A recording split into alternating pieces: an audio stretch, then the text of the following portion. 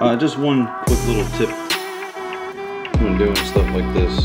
Get yourself some baggies, a little permanent marker, and label and write down a little note for all the pieces you take apart. And snap some pictures. I'll be recording everything, so I'll have some video to go back and look at. But that should help you along the way. If you install the Z1 rear diff brace, I definitely recommend removing this rear support brace. I thought you could take these 3 bolts out and remove this sandwich plate, but it's actually welded on the side, so you can't. And one of the things you have to do is remove this 10mm bolt right there. And I couldn't get any tool I had onto that without removing this, so it's not in the instructions, but just do yourself a favor. This has 6 bolts, just get it out of the way, and then you have full access to all of that. Same thing if you're doing the rear subframe brace. You know, just get this out of the way. It makes everything easier. Alright, we're installing the rear differential brace, possibly. I'm not sure if it will clear with the Boost Logic exhaust system. But the first step is to disconnect this wiring harness. There's 2 spots on the back. Just squeeze with pliers, get it loose. And then the next step is to remove that black bracket with a 10mm socket of some kind, but we're having trouble getting on it at the moment. And then that black brace will come off. Alright, you can see it over there. We had to remove those rear stabilizer bars. They've got 6 12mm bolts holding them. 2 here at the back of the car, and 4 up front, 2 on each side.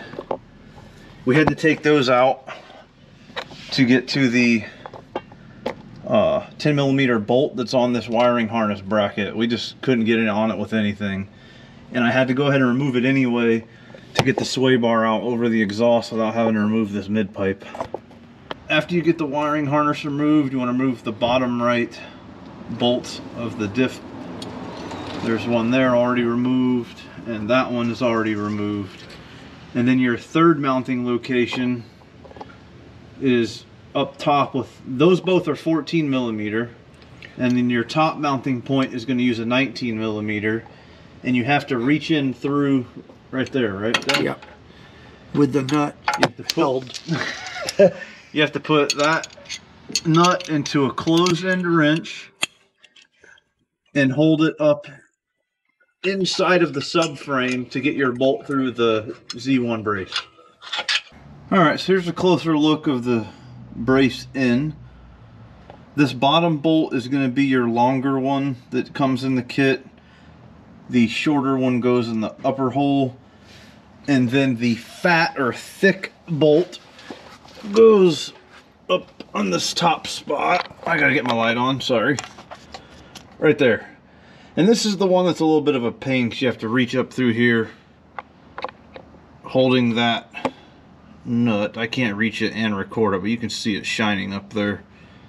Stick it in a closed end of a wrench and hold it up in there while you catch this bolt into it. Make sure you order the correct kit off of Z1's website, because I didn't, apparently. I didn't even notice there being an option, but there's a performance option and a sport option. I guess the sport has the bracket you need, or a different shape bracket to reattach this wiring harness with.